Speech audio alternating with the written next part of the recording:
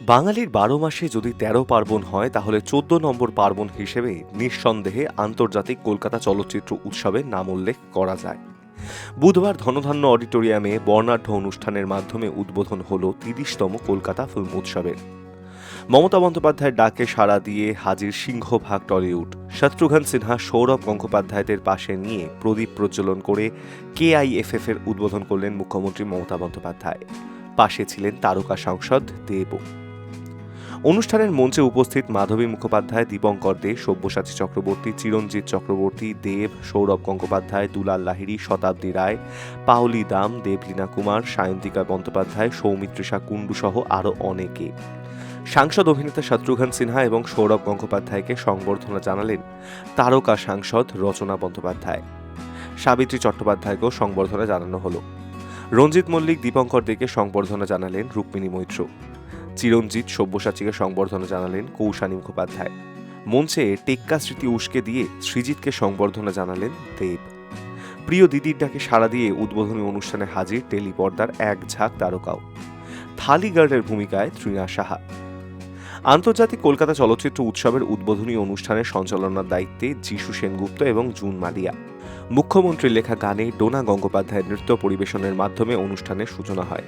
মমতা বন্দ্যোপাধ্যায়ের ভাবনায় নচিকেতা চক্রবর্তীর কণ্ঠে শোনা গেল আন্তর্জাতিক কলকাতা ফিল্ম ফেস্টিভ্যালের থিম সং। মুখ্যমন্ত্রী মমতা বন্দ্যোপাধ্যায়কে সংবর্ধনা জানালেন রুক্মিণী মৈত্র। তারকা সমাবেশে চলচ্চিত্র উৎসবে হালকা মেজাজে ধরা দিলেন মুখ্যমন্ত্রীও। কখনো দেবের সঙ্গে কথোপকথনে দেখা গেল তাকে, আবার কখনো বা উদ্বোধনের আগে দর্শক আসনে বসে গুনগুনিয়ে গানও গাইলেন তিনি। এদিন উদ্বোধনী ছবি হিসেবে দেখানো হয়েছে তপন সিনহার গল্প হলেও সত্যি।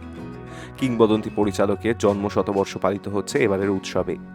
বিশেষ শ্রদ্ধা জানানো হচ্ছে মনোজ মিত্র, উৎপলেন্দু চক্রবর্তী, গৌতম হালদারের মতন ব্যক্তিত্বদের। এবারের focus country France. Tapan Sinha আমার মনে আছে, আজকের দিনটায় আমি ২৬ দিনের একটা অনশন শুরু করেছিলাম। তখন তপনদার সাথে আমার আলাপ ছিল না, কিন্তু উনি আমাকে একটা চিঠি লিখেছিলেন। সেই চিঠিটা আজও আমি রেখে দিয়েছি আমার আন্দোলনটাকে অভিনন্দন জানিয়ে। এই হিসেবে তপনদাকে চিনতাম। আর অন্যান্য সবাই যদি বলেন, আজকে যারা এখানে মঞ্চে উপস্থিত আছে, along with all the international figures who are sitting here from Bengal also and India also, they are also very popular and very familiar also, and they are very lovable people also. They always extend their cooperation for all of us, even for cinema, the cultural things and everything from their heart. They are dedicated for this purpose. Thanks a lot.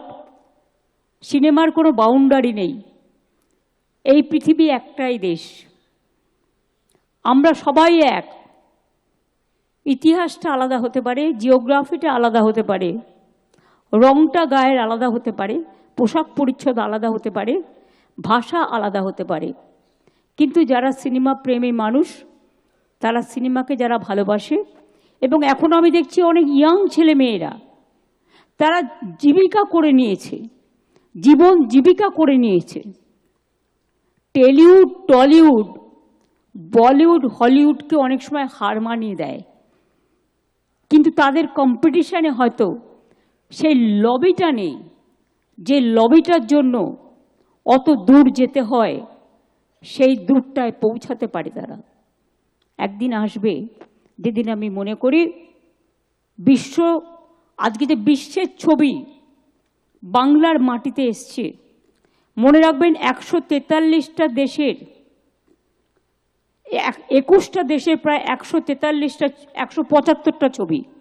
প্রতি বছর কলকাতা আন্তর্জাতিক চলচ্চিত্র উৎসবের উদ্বোধনী অনুষ্ঠানে মাননীয় মুখ্যমন্ত্রীর পাশে সামনের সারিতে যে ব্যক্তিত্বদের দেখা যায়, এবার তাদের দেখা যায়নি।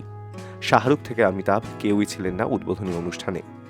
সেই ঘটনায় বাংলা পক্ষের সাধারণ সম্পাদক ডক্টর গর্গ চট্টোপাধ্যায় তার সামাজিক মাধ্যমের পাতায় লিখেছেন, বহু বছর পর বলিউড, হিন্দি, অমিতাভ বচ্চন, শাহরুখ খান বাদ কলকাতা আন্তর্জাতিক চলচ্চিত্র উৎসব শুরু। সংগঠকদের বাঙালি জাতির পক্ষ থেকে ধন্যবাদ, এটাই বজায় থাক। Hi news network.